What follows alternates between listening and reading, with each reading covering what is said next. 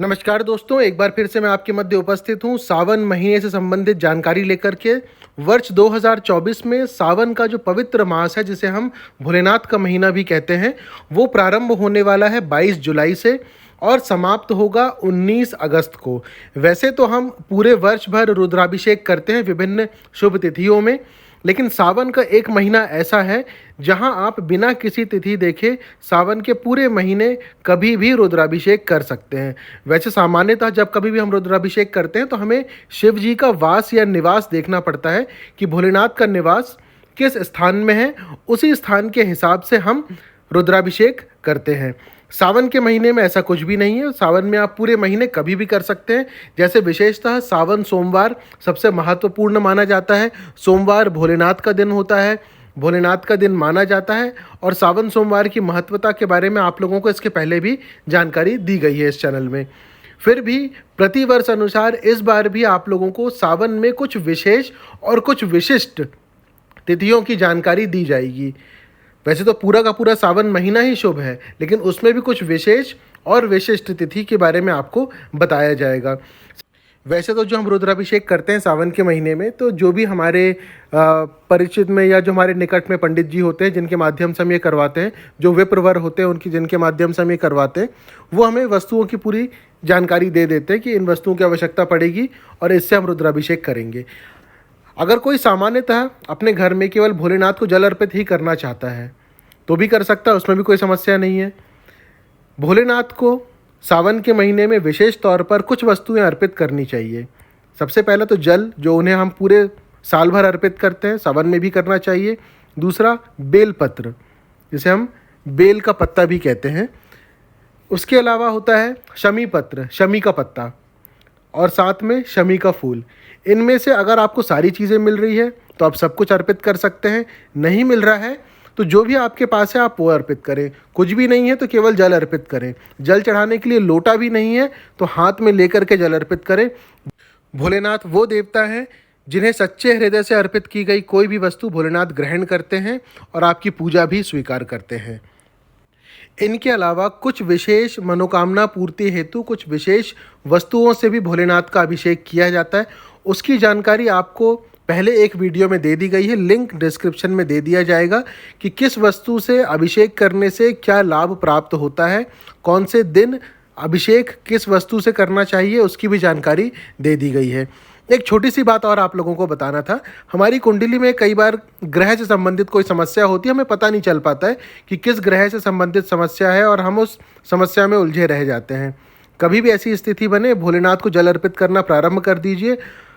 पूरे के पूरे हफ्ते जाकर के जल अर्पित करिए और करते रहिए। जिस भी ग्रह से संबंधित जो भी आपकी समस्या होगी वो अपने आप धीरे धीरे आप देखेंगे कि समाप्त हो रही है।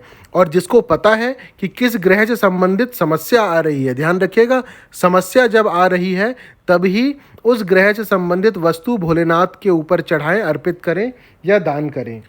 क्योंकि दान केवल उसी ग्रह से संबंधित किया जाता है जिससे हमको समस्या हो रही हो या जिसके प्रभाव को हमें कम करना हो। किसी शुभ ग्रह का दान कभी नहीं करते हैं। अगर शुभ ग्रह का दान करेंगे तो उस ग्रह की सकारात्मकता जो हमारे लिए है वो कम होने लग जाएगी। इस छोटी सी बात का ध्यान रखें। अपने जीवन में कभी भी आप कुछ कर रहे हैं तो वो क्यों कर रहे हैं आपको पता होना बहुत ज़रूरी है। इसलिए इस चैनल के माध्यम से आप लोगों को समय समय पर जब भी जो उपाय बताए जाते हैं उसके पीछे की वजह क्या होती है, क्यों कर रहे हैं, ये भी आप लोगों को बताने का प्रयास किया जाता है। अब चलते हैं तिथि की तरफ। सावन के महीने में कब विशेष तिथि है और कब विशिष्ट तिथि है। वैसे तो पूरा सावन महीना ही शुभ है, आप कभी भी रुद्राभिषेक करना चाहें कर सकते हैं, बिना मुहूर्त देखे, कोई समस्या नहीं है। फिर भी इन तिथियों में से भी कुछ तिथियां ऐसी हैं जो कि अति शुभ या विशेष मानी गई है। सबसे पहले आपको बता दें कि वो तिथियां कौन कौन सी है। पहली तिथि है 22 जुलाई सोमवार। समय जो रहेगा वो दोपहर 1:11 तक का ही रहेगा। उसके बाद आता है 24 जुलाई। 24 जुलाई जो रहेगा प्रातः 7:30 बजे से तिथि प्रारंभ हो रही है, जो कि 25 जुलाई गुरुवार रात को 1:58 तक रहेगी। यानी कि अंग्रेजी कैलेंडर के हिसाब से 26 तारीख की तिथि लग चुकी होगी। उसके बाद चलते हैं 28 जुलाई रविवार का दिन है, 29 जुलाई सोमवार का दिन, 31 जुलाई बुधवार का दिन, 1 अगस्त गुरुवार प्रदोष की तिथि भी है उस दिन। 4 अगस्त रविवार पुष्य नक्षत्र भी है। और 4 अगस्त की तिथि क्या रहेगी वो भी आपको आगे बता दी जाएगी। फिर है 5 अगस्त सोमवार, सावन सोमवार आ रहा है। 6 अगस्त मंगलवार। फिर है 9 अगस्त शुक्रवार, नाग पंचमी की तिथि भी शुक्रवार 9 अगस्त को है। 10 अगस्त शनिवार। 12 अगस्त सोमवार, सावन सोमवार। 13 अगस्त मंगलवार। 16 अगस्त शुक्रवार। 17 अगस्त शनिवार और 19 अगस्त सावन सोमवार।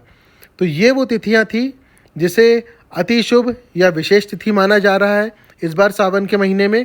इसके अलावा 3 तिथियां ऐसी हैं जिसे विशिष्ट तिथि माना जा रहा है। जो इन तिथियों में भी अगर रुद्राभिषेक नहीं कर पा रहे हैं, अत्यधिक लाभ के लिए वो इन 3 तिथियों में से किसी एक तिथि में रुद्राभिषेक करने का प्रयास कर सकते हैं। सबसे पहली तिथि रहेगी 4 अगस्त की। 4 अगस्त जो है वो रविवार का दिन है, पुष्य नक्षत्र का दिन है। शाम को 4:30 बजे तक की जो तिथि है वो अति शुभ तिथि है, उस बीच आप कर सकते हैं। इसके बाद है 5 अगस्त।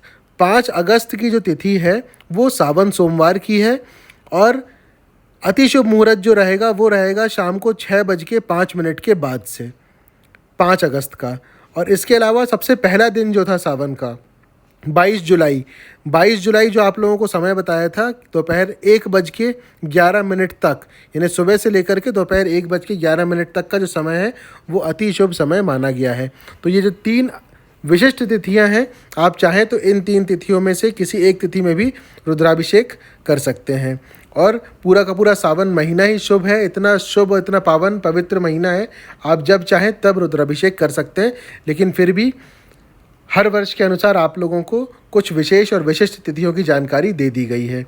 कोई और प्रश्न हो तो कमेंट बॉक्स में लिख करके आप पूछ सकते हैं। लाइक ज़रूर करें और जो लोग नए हैं वो सब्सक्राइब ज़रूर कर लें। इस चैनल को घंटी का चिन्ह ज़रूर दबा लें, जिससे कि भविष्य में आने वाली किसी भी जानकारी के बारे में सबसे पहले आपको पता चल सके। लाइक ज़रूर करें, लाइक करने से ये वीडियो कई लोगों तक पहुँचेगा, जानकारी अधिक से अधिक लोगों तक पहुँच पाएगी, जिससे हर कोई लाभान्वित हो सकेगा। जल्द ही दूसरे वीडियो, दूसरे उपाय के साथ फिर उपस्थित होंगे। धन्यवाद।